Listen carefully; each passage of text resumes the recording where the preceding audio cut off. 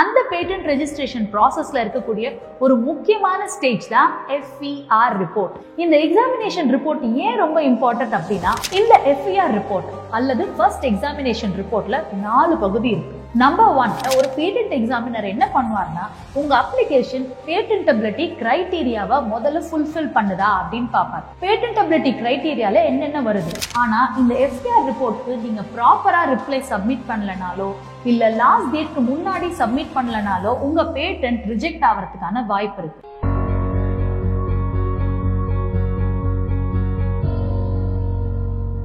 நீங்க ஒரு புதிய கண்டுபிடிப்பு கண்டுபிடிக்கிறீங்க, அதுக்காக பேட்டன்ட் ரைட்ஸ் வாங்கணும்னு பேட்டன்ட் அப்ளிகேஷன் ஃபைல் பண்றீங்க.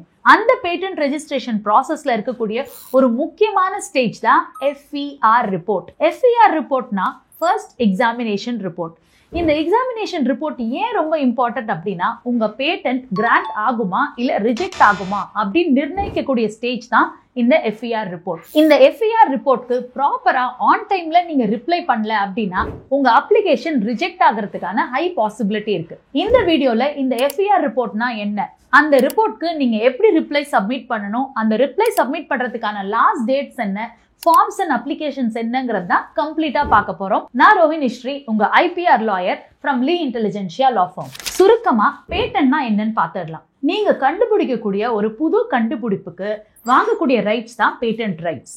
அந்த ரைட்ஸை நீங்க அவைல் பண்ணணும்னா முதல்ல உங்க கண்டுபிடிப்புக்கான ஃபுல் டீடைல்ஸை பேட்டன்ட் அப்ளிகேஷன் மூலமா கவர்மெண்ட் கிட்ட ஃபைல் பண்ணணும். ஸோ நீங்க ஃபைல் பண்ண பிறகு என்னென்ன ஸ்டேஜஸ் வரும். ஃபர்ஸ்ட் நீங்க பேட்டன்ட் அப்ளிகேஷன் ஃபைல் பண்றீங்க. ஃபைல் பண்ண பிறகு கவர்மெண்ட் அது ஜேர்னல்ல பப்ளிஷ் பண்றாங்க. ஜேர்னல்ல பப்ளிஷ் பண்ண பிறகு நீங்க ஆஸ் அன் இன்வென்டார் அந்த அப்ளிகேஷனை எக்ஸாமின் பண்ணுங்கன்னு கேட்கணும். அப்படி நீங்க கேட்ட பிறகு அந்த வர ஸ்டேஜ் தான் எக்ஸாமினேஷன். இந்த எக்ஸாமினேஷன் ஸ்டேஜ்ல தான் உங்க அப்ளிகேஷனுக்கு ஒரு FER ரிப்போர்ட் இஷ்யூ பண்ணுவாங்க. அந்த FER ரிப்போர்ட்ல என்னென்ன காம்ப்ளிகேஷன்ஸ் இருக்கு, எதை நீங்க கம்ப்ளை பண்ணணும்னு இப்போ கம்ப்ளீட்டா பார்க்கலாம்.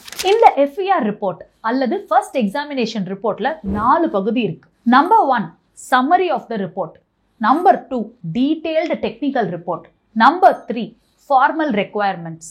Number 4, documents on records. இந்த 4 விஷயத்தை பத்தி தான் அந்த எக்ஸாமினேஷன் ரிப்போர்ட்ல டீடைல்டா எக்ஸ்பிளைன் பண்ணியிருப்பாங்க. ஸோ ஒன்னொன்னா நம்ம டிஸ்கஸ் பண்ணலாம். First part of the report பார்த்தீங்கன்னா அந்த சம்மரி. அந்த சம்மரியில ஒரு பேட்டன்ட் எக்ஸாமினர் என்ன பண்ணுவார்னா, உங்க அப்ளிகேஷன் பேட்டன்டபிலிட்டி கிரைட்டீரியாவை முதல்ல ஃபுல்ஃபில் பண்ணுதா அப்படின்னு பார்ப்பார். பேட்டன்டபிலிட்டி கிரைட்டீரியால என்னென்ன வருது, உங்க அப்ளிகேஷன் முதல்ல நாவலா, உலகத்திலேயே எல்லா இடத்துலையும் இல்லாம ஃபர்ஸ்ட் டைம் உங்களோட இன்வென்ஷன் வருதா அப்படின்னு பார்க்கறது தான் நாவல். ரெண்டாவது, அந்த அப்ளிகேஷன்ல ஒரு சயின்டிபிக் இன்வென்டிவ் ஸ்டெப் இருக்கா அப்படின்னு செக் பண்றது தான் ரெண்டாவது. மூணாவது, இண்டஸ்ட்ரியல் அப்ளிகபிலிட்டி. ஒரு பேட்டன்ட் ஒரு லார்ஜ் ஸ்கேல்ல யூஸ் ஆகுமா அப்படின்ற செக்கிங் பண்ற ப்ராசஸ் தான் இண்டஸ்ட்ரியல் அப்ளிகபிலிட்டி. நான்காவது, நான் பேட்டன்டபிலிட்டி அண்டர் செக்ஷன் 3. இந்த செக்ஷன் 3ல பாத்தீங்கன்னா நிறைய கிரைட்டீரியா கொடுத்துருக்காங்க. அந்த கிரைட்டீரியால உங்க பேட்டன்ட் அப்ளிகேஷன் சப்போஸ் இருந்துச்சு அப்படின்னா அது நான் பேட்டன்டபிள் அப்ளிகேஷனா ஆகும். அஞ்சாவது, அட்டாமிக் எனர்ஜி. உங்க பேட்டன்ட் அப்ளிகேஷன் அட்டாமிக் எனர்ஜி ரிலேட்டடா இருந்ததுன்னா அது பேட்டன்டபிள் ஆகாது. ஆறாவது, நான் கிளியர் பேட்டன்ட். அதாவது உங்க பேட்டன்ட் அப்ளிகேஷன்ல கிளியரா உங்க இன்வென்ஷனை பத்தி நீங்க ப்ராப்பரா டிஸ்க்ளோஸ் பண்ணாமலோ இல்ல டீடைல்ஸை ப்ராப்பரா தெளிவா கொடுக்கலனாலோ அந்த அப்ளிகேஷன் பேட்டன்ட் ஆகாது. ஏழாவது, நீங்க ஆல்ரெடி உங்களோட பேட்டன்ட் அப்ளிகேஷன்ல ஃபாரின் கண்ட்ரியில ஃபைல் பண்ணிட்டு திரும்பவும் நீங்க இந்தியாவில் அப்ளை பண்ண ட்ரை பண்றீங்கன்னா அப்பவும் பேட்டன்டபிள் ஆகாது.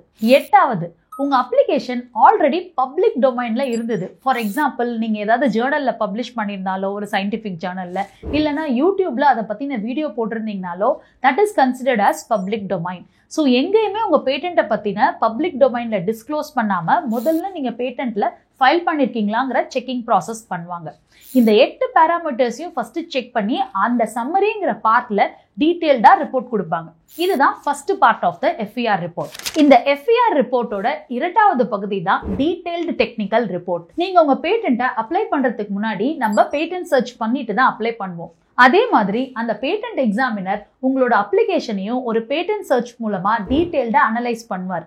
எதுக்காக அப்படி பார்த்தீங்கன்னா, உங்களை மாதிரியே சிமிலரா வேற யாராவது பேட்டன்ட் அப்ளை பண்ணியிருக்காங்களா, அதுல இருக்கக்கூடிய டெக்னிக்கல் டிஸ்கிரிப்ஷன் எடுத்து உங்களோட பேட்டன்ட்டுக்கும் அவங்க கிட்ட இருக்க டெக்னிக்கல் டிஸ்கிரிப்ஷனும் எவ்வளோ டிஃபரன்சியேஷன் வரும், அதே மாதிரி சிமிலரா இல்ல நீங்க ஐடென்டிக்கலா இல்ல நீங்க வேறையான ஒரு பேட்டன்ட்டா அப்படின்றத அந்த இடத்துல क्वेश्चन ரைஸ் பண்ணிருப்பாங்க. அதுக்கு நீங்க டெக்னிக்கலா ரிப்ளை ரிப்போர்ட் ரெடி பண்ணணும். இதுதான் இரண்டாவது பகுதி. மூன்றாவது பகுதி ஃபார்மல் ரெக்குவயர்மெண்ட்ஸ். நீங்க உங்க அப்ளிகேஷன் ஃபைல் பண்ணும்போது ஏதாவது ஃபீஸ் கம்மியா ஃபைல் பண்ணிட்டாலோ இல்ல ஏதாவது ஃபார்ம்ஸ் நீங்க மிஸ் பண்ணிட்டாலோ இல்ல டாக்குமெண்ட்ஸ் ஏதாவது நீங்க கிளியராவோ இல்ல சப்மிட் பண்ணாம விட்டுட்டீங்கனாலோ இந்த செக்ஷன்ல பர்டிகுலரா அதை பத்தின क्वेश्चंस ரைஸ் பண்ணிருப்பாங்க. நான்காவது டாக்குமெண்ட்ஸ் ஆன் ரெக்கார்ட். நீங்க பேட்டன்ட் அப்ளிகேஷன் ஃபைல் பண்ணும்போது என்னென்ன லிஸ்ட் ஆஃப் டாக்குமெண்ட் சப்மிட் பண்ணிருக்கீங்க அந்த லிஸ்ட்டை ஃபுல்லா உங்களுக்கு மென்ஷன் பண்ணிட்டு அது மட்டும் இல்லாம இந்த FER ரிப்போர்ட்கான ரிப்ளை சப்மிஷனுக்கு லாஸ்ட் டேட் என்னங்கிறதையும் அதுல மென்ஷன் பண்ணிருப்பாங்க. ஸோ FER ரிப்போர்ட்னா என்ன அப்படின்றத கம்ப்ளீட்டா இப்ப பார்த்தோம்.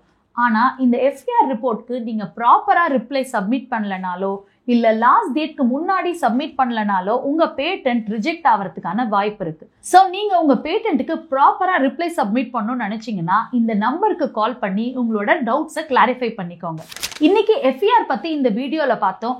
அதே மாதிரி ரிப்ளை சப்மிஷன்ல நீங்க என்னென்ன பாயிண்ட்ஸை நோட்டிஃபை பண்ணுங்கிறத அடுத்த வீடியோல பார்க்கலாம். நான் ரோஹிணி, உங்க IPR லாயர்.